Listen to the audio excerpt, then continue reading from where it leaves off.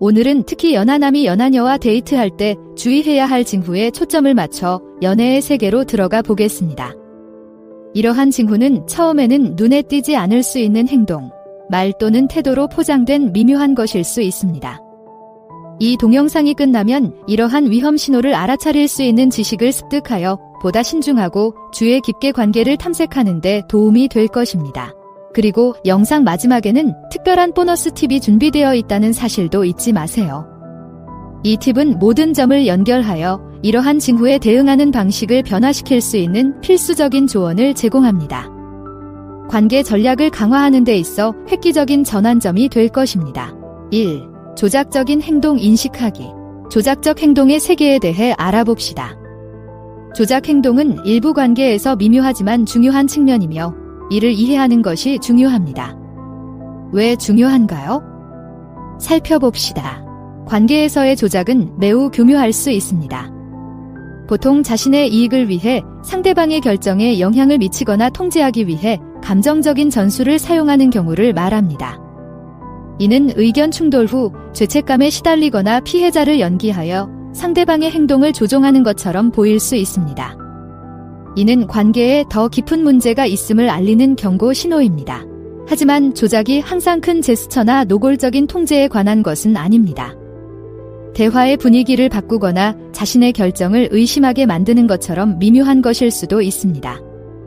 마치 끊임없이 변화하는 땅 위를 걷는 것과 같아서 자신이 어디에 서 있는지 잘 알 수 없습니다. 핵심은 관찰하는 것입니다. 그녀는 종종 당신의 선택에 대해 죄책감을 느끼게 하나요? 자신의 목적을 달성하기 위해 피해자를 연기하나요? 이러한 징후를 주의 깊게 살펴보세요. 건강한 관계는 감정적인 게임이 아니라 상호 존중과 열린 소통을 바탕으로 구축된다는 점을 기억하세요. 이러한 교묘한 행동을 인식하는 것은 해로운 역학관계를 피하고 건강하고 만족스러운 관계를 조성하는 데 매우 중요합니다. 2. 과도한 질투. 질투에 대해 살펴봅시다. 질투는 흔한 감정이지만 정상과 과잉 사이에는 미세한 경계가 있습니다. 이것이 왜 중요한가요?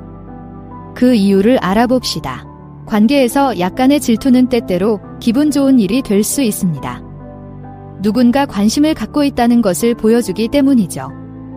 하지만 질투가 지나치면 독이 될 수 있습니다. 다른 사람과의 모든 상호작용이 현미경으로 감시당하는 것처럼 느껴지면 밀실공포증이 생길 수 있습니다. 과도한 질투가 바로 이런 느낌을 줄 수 있습니다. 질투는 단순한 보호 본능 그 이상입니다. 불안감이 통제적인 방식으로 나타나는 것입니다. 여기에 문제가 있습니다. 과도한 질투는 단순히 상대방에 대한 신뢰 부족 때문만은 아닙니다. 질투를 느끼는 사람 내면에 더 깊은 문제를 반영하는 경우가 많습니다.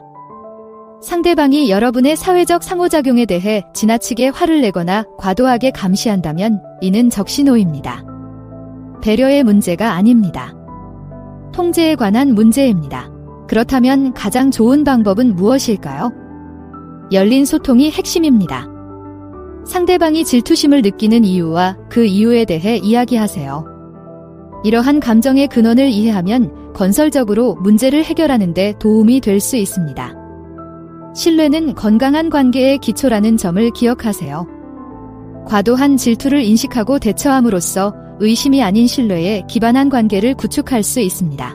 3. 경계의 중요성 이해하기. 이제 경계에 대해 이야기해 보겠습니다. 경계는 모든 관계에서 필수적인 요소이지만 이를 존중하지 않으면 어떤 일이 벌어질까요?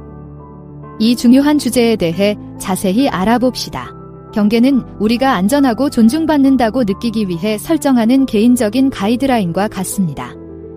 이는 건강한 관계를 위해 필수적인 요소입니다. 하지만 누군가가 지속적으로 이러한 경계를 무시하거나 넘나든다면 이는 적신호입니다. 허락 없이 휴대폰을 반복적으로 확인하거나 매 순간 함께 시간을 보내야 한다고 고집하거나 혼자만의 시간에 대한 필요를 존중하지 않는 등의 행동으로 나타날 수 있습니다. 이는 단순한 애정 표현이 아닙니다. 개인 공간과 자율성을 존중하지 않는 것입니다. 경계를 넘을 때를 인식하는 것이 중요합니다. 만약 당신이 공간에 대한 필요성을 표현했을 때 상대방이 당신의 감정을 무시하거나 화를 낸다면 이는 무례함의 표시입니다. 건강한 관계는 상호 존중과 서로의 경계를 이해할 때 번성합니다. 경계를 모호하게 만들지 말고 명확하게 전달하세요. 두 파트너가 서로의 한계를 존중하는 관계는 더 만족스럽고 지속 가능합니다. 경계를 설정하고 유지하는 것은 거리를 두는 것이 아니라는 점을 기억하세요. 서로가 편안하고 존중받는다고 느끼는 관계를 구축하는 것입니다. 이러한 접근 방식은 더 깊고 의미 있는 관계를 조성합니다. 이 동영상이 유익하고 도움이 되었기를 바랍니다. 도움이 되었다면 응원을 보내주시는 건 어떨까요? 좋아요를 누르거나 댓글을 남기거나 구독 버튼을 누르는 것만으로도 큰 변화를 가져올 수 있습니다. 이 여정에 함께 해주셔서 감사합니다. 4. 끊임없는 비판과 폄하의 바다를 헤쳐나가기. 비판과 그것이 관계에 어떤 영향을 미칠 수 있는지 살펴봅시다. 피드백을 주고받는 것은 자연스러운 일이지만 그것이 지속적으로 이루어지고 관계를 훼손한다면 어떨까요? 이 측면을 살펴봅시다. 비판은 건설적일 때 유익할 수 있습니다. 하지만 그것이 내 행동, 선택, 심지어 성격에 대한 끊임없는 부정적인 댓글로 바뀌면 독이 됩니다. 비판은 단순히 조언을 하는 것이 아닙니다. 오히려 자신의 가치와 결정에 의문을 품게 만드는 것입니다. 도움이 되는 제안이어야 할 말이 날카로운 찌르기처럼 느껴질 때가 있다고 생각해 보세요. 여기서 핵심은 유용한 피드백과 해로운 비판의 차이를 인식하는 것입니다. 상사가 자주 결점을 지적하거나 여러분의 업적을 폄하한다면 이는 건설적이지 않습니다. 해롭습니다. 자존감을 떨어뜨리고 관계에서 자신이 저평가되었다고 느끼게 만들 수 있습니다. 끊임없는 비판에 얽매이지 말고 서로가 부정적으로 생각하지 않고 우려사항을 표현할 수 있는 환경을 조성하는 데 집중하세요. 소통은 서로를 끌어올리는 것이 아니라 끌어올리는 것이어야 합니다. 이 문제를 해결하고 보다 긍정적이고 지지적인 접근 방식을 옹호함으로써 더 건강하고 존중하는 관계로 나아갈 수 있는 길을 열 수 있습니다. 모든 사람은 자신이 인정받고 가치 있다고 느끼는 파트너십에 속할 자격이 있다는 사실을 기억하세요. 5. 정서적 성숙의 부족을 발견하기. 모든 관계에서 중요한 요소인 정서적 성숙에 대해 집중해 봅시다. 이것이 결여되면 어떤 일이 벌어질까요? 곧 알게 될 것입니다. 정서적 성숙도는 단순히 나이에 관한 것이 아닙니다. 감정을 다루고 소통하고 갈등을 해결하는 방식에 관한 것입니다. 정서적 성숙이 부족하면 충동적인 행동, 불일치를 확대하지 않고 관리하지 못하거나 사소한 문제에 과잉 반응을 보일 수 있습니다. 이는 정서적 미성숙의 명백한 징후이며 관계가 흔들릴 수 있습니다. 사소한 의견 차이가 본격적인 논쟁으로 번지거나 차분한 토론이 드문 상황을 생각해 보세요. 이는 정서적 미성숙을 나타내는 적신호입니다. 감정을 다루고 효과적으로 소통하는데 어려움을 겪는 사람과 안정적이고 건강한 관계를 구축하기란 쉽지 않습니다. 이러한 징후를 인식하는 것이 중요합니다. 자녀가 자주 충동적으로 반응하거나 차분하게 문제를 논의하는데 어려움을 겪거나 과잉 반응을 보인다면 이러한 문제를 해결해야 할 때입니다. 감정과 갈등 해결에 대해 솔직하고 개방적인 대화를 나누도록 장려하세요. 관계는 상호 성장과 이해에 관한 것임을 기억하세요. 정서적 성숙에 집중함으로써 관계를 개선할 뿐만 아니라 개인의 발전에도 기여할 수 있습니다.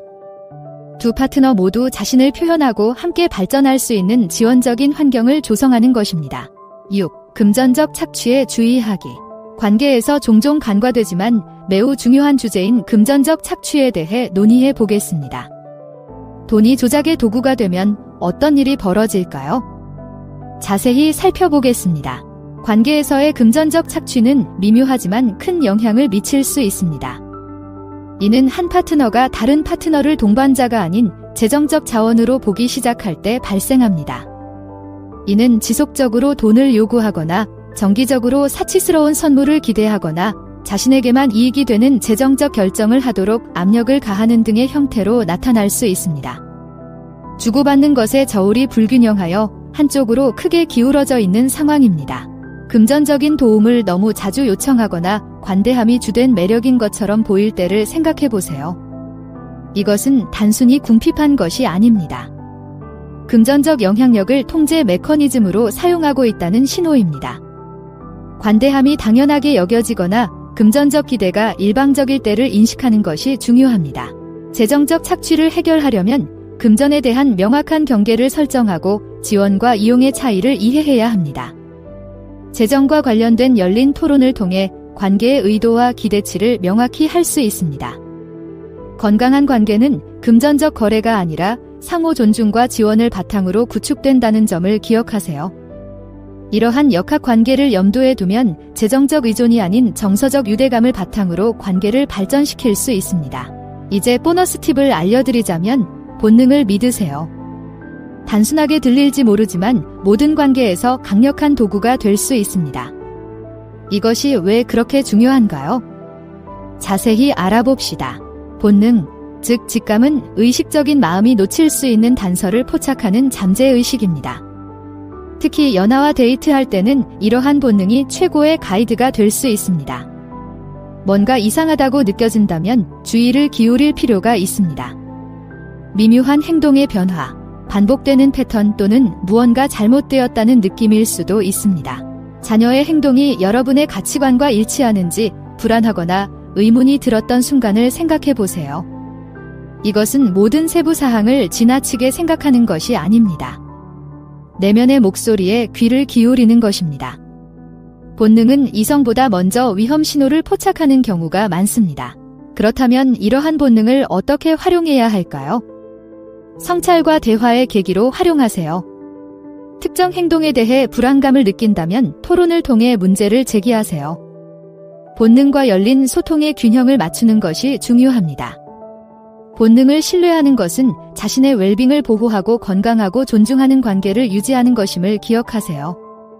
직감에 귀를 기울이고 존중하면 보다 자신감 있고 명확하게 데이트 세계를 탐색할 수 있습니다.